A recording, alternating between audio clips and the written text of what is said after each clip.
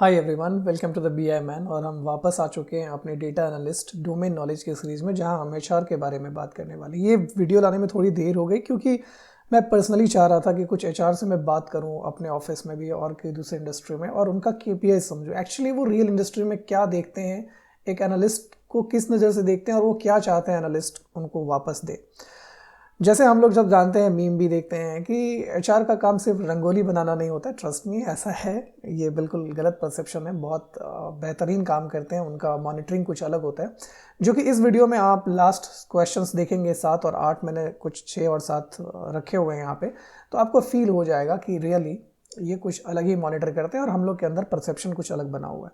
तो हम लोग एक बिजनेस केस देखेंगे, फिर उसके बेसिस पे हम कुछ क्वेश्चंस को लेंगे और देखेंगे कि एज एन एनालिस्ट आपको क्या करना होगा जब आप एचआर के डोमेन में काम करेंगे, या फिर आप इंटरव्यू में कैसे आंसर कर पा रहे होंगे।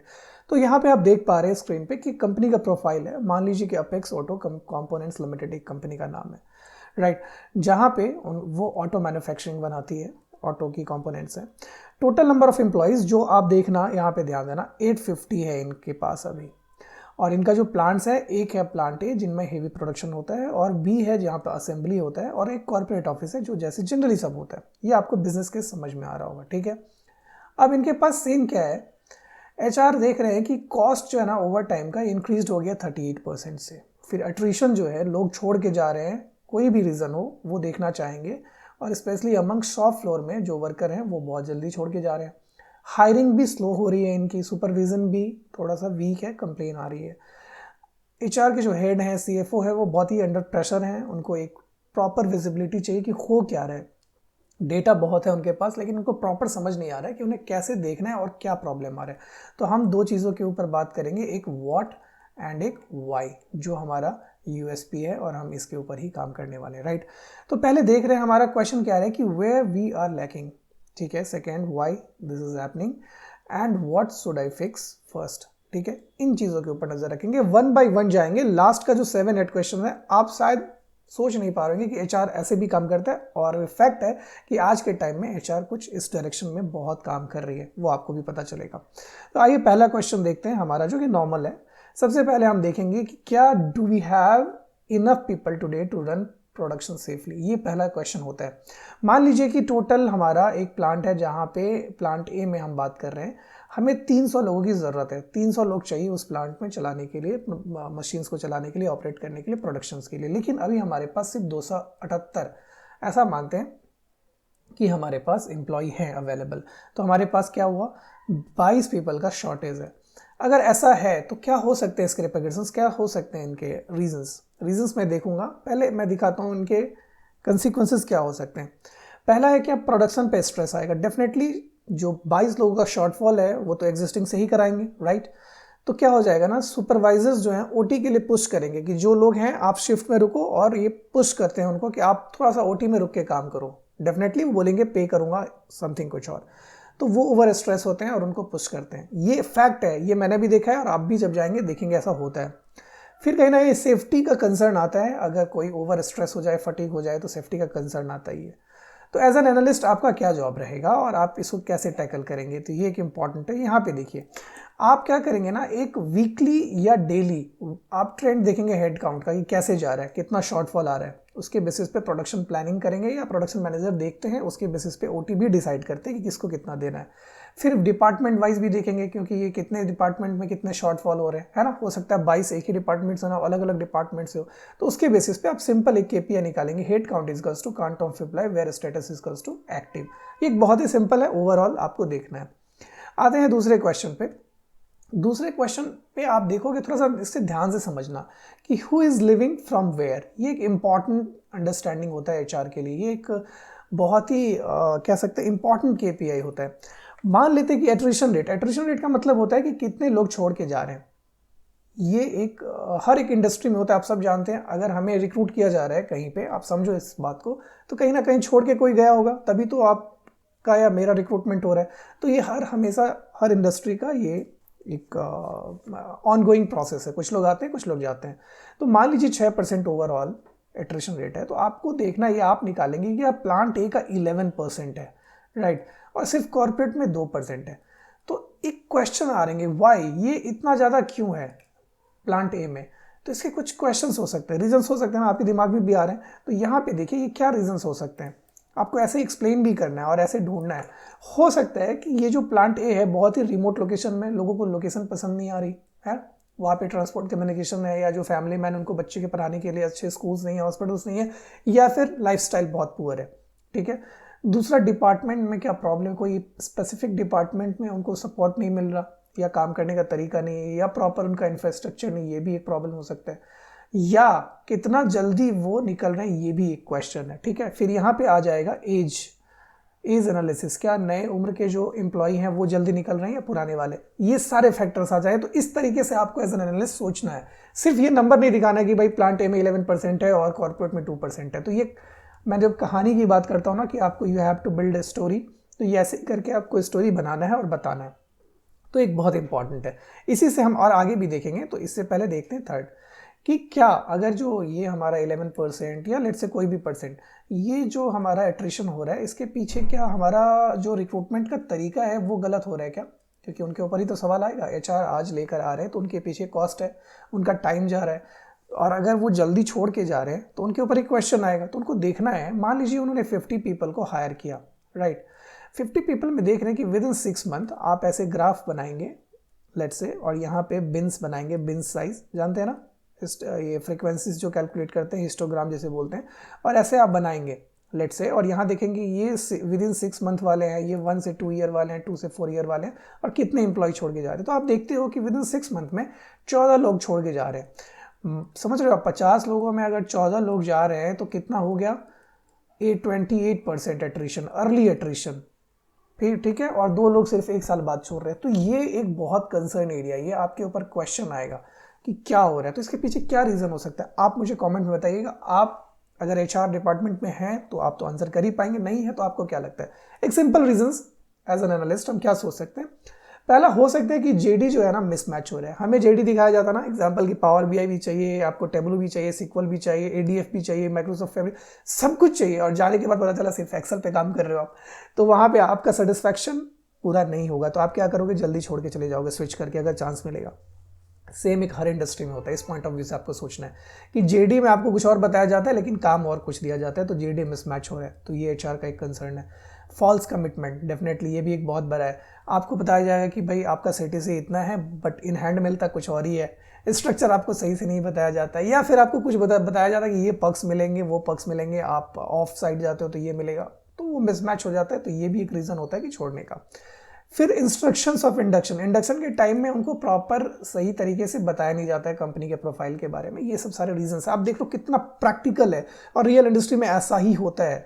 जब आप एचआर के इंटरव्यू में बैठते हो ना, आई मीन डेटा एनालिस्ट में, और जब वो केपीआईज देखते हैं तो वो ऐसा ही सुनना चाहते हैं, वो ये सिर्फ हेड काउंट, एट्रिशन रेट पे नहीं जाते, वो तो सब निकाल सकते हैं, मैथमेटिकल फॉर्मूला है, लेकिन उसको आप कैसे इंटरप्रेट कर रहे हो तो वो वही बता पाएंगे जो एचआर में काम कर रहे हैं, या जो एचआर के लिए डैशबोर्ड उन्होंने बना रखा हुआ है वही बता पाएंगे। तो मैं उम्मीद करता हूँ कि आपको ये पसंद आ रहा होगा, और आप इसे इस तरीके से ही कहानी बनाएंगे और आप सामने वाले को बताएंगे, राइट। तो ये एक रीजन हो सकते हैं, इसके ऊपर आपको ध्यान देना। नेक्स्ट हम चलते हैं, यहाँ पे देखते हैं आर पीपल अवॉइडिंग वर्क। ये एक ध्यान देने वाली बात है। एक नंबर आता है कि प्लांट ए में एब्सेंट जो है वो 9% लोग एब्सेंट हो रहे हैं, और इंडस्ट्री का बेंचमार्क है लेस देन 4%, लेकिन आपका यहाँ पे एब्सेंट हो रहा है। एब्सेंटेशन रेट कैसे निकालते हैं, तो ये निकालने का, अच्छा अट्रिशन रेट मैं पहले बता दूं आपको। अगर आप अट्रिशन रेट निकालेंगे तो कैसे निकलता है, सिंपल निकलता है कि लेफ्ट एम्प्लॉय लेफ्ट कितना हो गया, और यहाँ पे एवरेज हेड काउंट, और एवरेज हेड काउंट इंटू 100, ठीक है। और एवरेज हेड काउंट कैसे निकालते हैं, तो लिखेंगे closing head count plus opening head count divide by 2, ठीक है। तो ये आपका एवरेज निकल के यहाँ से आ जाएगा, तो ये एट्रिशन रेट निकल जाएगा। और एब्सेंटेजम रेट कैसे निकलता है, यहाँ पे मान लो कि हेड काउंट मान तो ऐसे मानते हो, राइटिंग पे आप ध्यान मत देना, मेरे वर्ड को सुनना तो आपको समझ में आ जाएगा। मान लो कि ये 480 है, ठीक है, यहाँ पे हो गया। और working days, total working days जो हैं ये हो गए आपके लेट्स से कि 26, ठीक है। और टोटल वर्किंग डेज कैसे निकालते हैं, हमने एक्सेल का पहले क्लास में बताया था, नेट वर्किंग डेज और टोटल वर्किंग डेज निकालने का तरीका। तो ये टोटल इतने हो गए। तो इसके बेसिस पे आप देखोगे इन दोनों को मल्टीप्लाई करोगे तो कितना आएगा, लेट्स से 12,480 इतने आ रहे हैं, ठीक है। तो ये हो गए। और हमारे पास लेट्स से एब्सेंट कर रहे हैं 900, एब्सेंट डेज इजकल्स टू 900। तो परसेंटेज कितना हो गया, मैं अगर इसको ऐसे करूँगा, मैं ऐसे मिटाता हूँ, 1 मिनट इरेज करता हूँ। आप राइटिंग पे प्लीज़ इग्नोर करना राइटिंग को लेकर। तो यहाँ पे जो परसेंटेज निकलेगा, ये क्या हो गया, हाँ परसेंटेज निकलेगा वो क्या हो जाएगा, 900 डिवाइडेड बाई 2480। तो ठीक है, हमने इसे निकाल के रखा था, कितना निकलेगा अब, अप्रॉक्स 7.28%, ठीक है, ये निकल के रखेगा। तो ऐसे हम एब्सेंटिज्म निकालते हैं। तो ये एक इम्पॉर्टेंट है, आप इसे देखेंगे तो इसके रीजंस क्या हो सकते हैं ये भी देख लेते हैं। रीजंस में हो सकते हैं कि ये ओवर फटीग हो जाएंगे, या मोरल इशू है, या शिफ्ट डिससेटिस्फैक्शन है। ये जो मैंने बातें करी है ये भी कहीं ना कहीं आपको ग्राउंड लेवल पे बात करने से ही पता चलेगा, या ओवर द पीरियड आप एनालिसिस करते हो, ट्रेंड देखते हो, तो आपको पता चलता है कि ये सारी प्रॉब्लम है और फिर इसके ऊपर आप काम करते हो, ठीक है। अभी हम नेक्स्ट में आते हैं। हाँ, तो ये जो पॉइंट है ये आजकल हर कंपनी में एक सरदर्द बना हुआ है और इस चीज़ को लेके वो बहुत नज़र भी रखते हैं, क्योंकि डायरेक्टली ये फाइनेंशियल फैक्टर को इम्पैक्ट करता है। यहाँ पे क्या हम जो ओटी करवा रहे हैं उससे हम मैन पावर जो शॉर्टेज हो रहा है, जो ओटी हम कर रहे हैं वो कंपनसेट कर पा रहे हैं क्या? मैं क्या कहना चाह रहा हूँ, मान लो कि ओटी आवर 620 से 980 चला गया पर मंथ, ठीक है। अब ये 980 का मान लो कि 300 पर आवर हम दे रहे हैं ओटी के लिए, तो 2.94 लाख पर मंथ आ रहा है हमारा कॉस्ट। अब आप सोचो कि ये जो हम दे रहे हैं क्या ये हमारे लिए सही है? क्या हम इसकी जगह 10 न्यू एम्प्लॉय को नहीं ला सकते? उस लेवल पे आपको सोचना है, इस तरीके से नहीं। उनका सीटीसी देखो, उनका सीटीसी आप ब्रेकअप बना के 2.94 लाख में आप कमेंट करोगे कि यार ये तो 2.94 लाख पर मंथ है, अब यहाँ पर ईयर नहीं है, उसके बेसिस पे बोल रहा हूँ। 10 न्यू एम्प्लॉय को नहीं ला सकते हो आप? ला सकते हो। तो उस पर देख सकते हो कि यहाँ पे अगर आप ओवर टाइम करा रहे हो तो एक तो फटीग हो रहा है, फिर आपका एक सेफ्टी कंसर्न भी आ सकता है। लेकिन क्या अगर मैं नया रिक्रूटमेंट कर रहा हूँ प्रॉपर जजमेंट के साथ, प्रॉपर जेडी के साथ, तो ये हमारा कॉम्पनसेट कर रहा है? क्या हमारा सही डिसीजन है? तो ये एक बहुत बड़ा फैक्टर है जो कि मैनेजमेंट के पास जाता है। वो फिर इसके बेसिस पे डिसीजन लेते हैं कि हमारे पास ओवर टाइम में इतना पैसा जा रहा है कि उसके बेसिस पे क्या हमें नए रिक्रूटमेंट करना चाहिए, नहीं करना चाहिए। तो ये उनके लिए डिसीजन मेकिंग पॉइंट रहता है और ये डेटा एनालिस्ट ही निकालते हैं, ठीक है। फिर चलते हैं हम आगे। हाँ, ये एक उनका सिंपल सा कैलकुलेशन है, देखते हैं कि हम कितने जल्दी रिक्रूट कर रहे हैं एम्प्लॉय को, और क्या उस प्रोसेस के जो प्रोसेस का टाइमिंग है वो टाइमिंग एज पर हमारा जो कंपनी का उनका कंप्लाइंसेस होता है कि इतने टाइम में ही आपको करना। देखते होंगे आप, मैं क्या कहना चाह रहा हूँ कि जनवरी में या दिसंबर में आपके पास बहुत सारे कॉल्स आते हैं और बोला जाता है कि भाई आपका नोटिस पीरियड हो 3 महीना है, लेकिन आपको बहुत जल्दी ज्वाइन करना पड़ेगा, 45 दिन, 40 दिन, 30 दिन। हालांकि वहाँ जाएंगे तो फिर वो 90 डेज़ का ही नोटिस पीरियड देंगे, लेकिन जब वो ज्वाइनिंग कराएंगे तो वो जल्दी देते हैं। तो ये क्या होता है, ये कंप्लाइंसेस होता है। तो ये ट्रैक करते रहते हैं कि हमने जो मान लो जेडी निकाला 1 जन को, ठीक है, 2025 को लेट्स से, और हमने इसको फिल किया। फिल मतलब जब उन्होंने ज्वाइनिंग ऑन बोर्ड हो गए तो उनका फिलिंग डेट जो है वो हो रहा है लेट्स से कि 2 फरवरी 2025। तो लेट्स से कुछ 32 डेज या 31 डेज जो भी है, तो ये विद इन 45 डेज़ के अंदर आ रहा है। तो उनके लिए अगर एक कोई चेक मार्क है कि चेक पॉइंट है कि इतने दिन में करें तो ठीक है, नहीं तो अगर ज़्यादा टाइम लग रहा है तो इससे क्या हो रहा है कि हम जो एग्जिस्टिंग वाले हमारा जो मैन पावर है वो एग्जिस्टिंग से ही काम करा रहे हैं, तो ओवर स्ट्रेस हो रहा है, फटीग हो रहा है, सब कुछ देखो घुमा के एक ही जगह आ रहा है ना, सब कुछ मिल के आ रहा है। आपको ऐसे ही एक पॉइंट डॉट डॉट डॉट से एक लाइन बनाना है और स्टोरी क्रिएट करना है।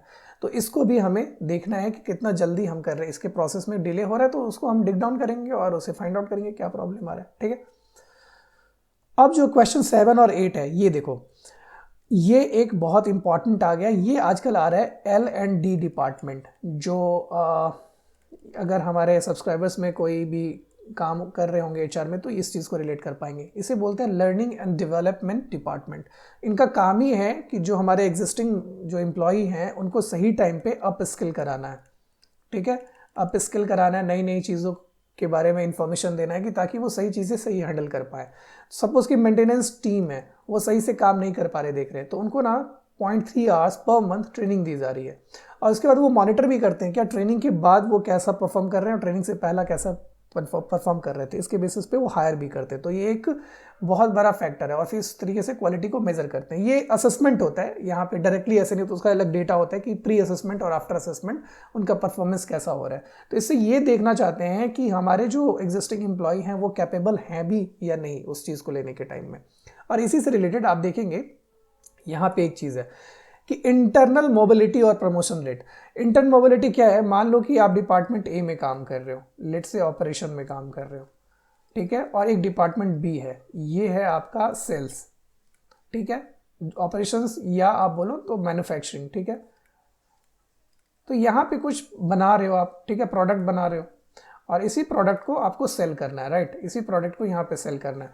तो आप अगर यहाँ बहुत अच्छा परफॉर्म नहीं कर रहे हो लेकिन आपका कम्युनिकेशन स्किल बहुत अच्छा है, प्रोडक्ट के बारे में थोड़ा बहुत जानते हो, तो आपको ना एक चांस दिया जाएगा। क्या आप सेल्स में जाना चाहते हो? उनको असेस किया जाता है, प्रॉपर असेसमेंट के बाद उनको एक अपॉर्चुनिटी दी जाती है, क्या इंटरनल मूवमेंट जिसे बोलते हैं, कि आप यहाँ से यहाँ जा सकते हो। या बी वाले को भी पूछा जाएगा अगर सेल्स में आप थक चुके हो या मन नहीं लग रहा है तो क्या आप मैन्युफैक्चरिंग में आना चाहते हो। फिर उनका प्रॉपर इंटरव्यू भी होता है, नहीं डायरेक्टली ऐसा नहीं आप बोलने से आ जाते हैं।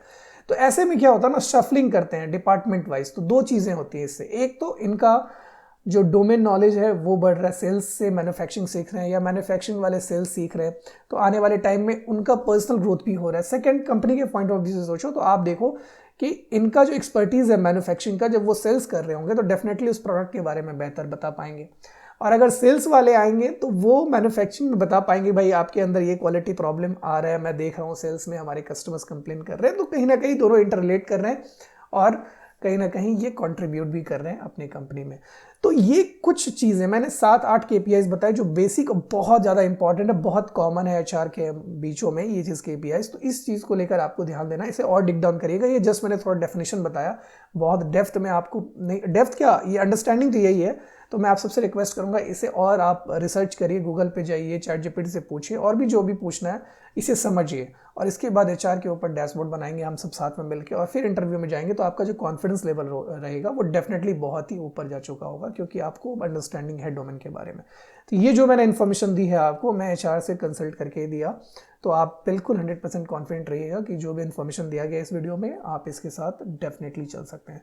तो आई होप कि आपने इस वीडियो को एंजॉय किया होगा, कुछ नया सीखने को मिलेगा। अगर नया मिला होगा या नया जानने को मिला होगा तो प्लीज़ कमेंट करिएगा, मुझे भी लगेगा कि आपको क्या नया मिला।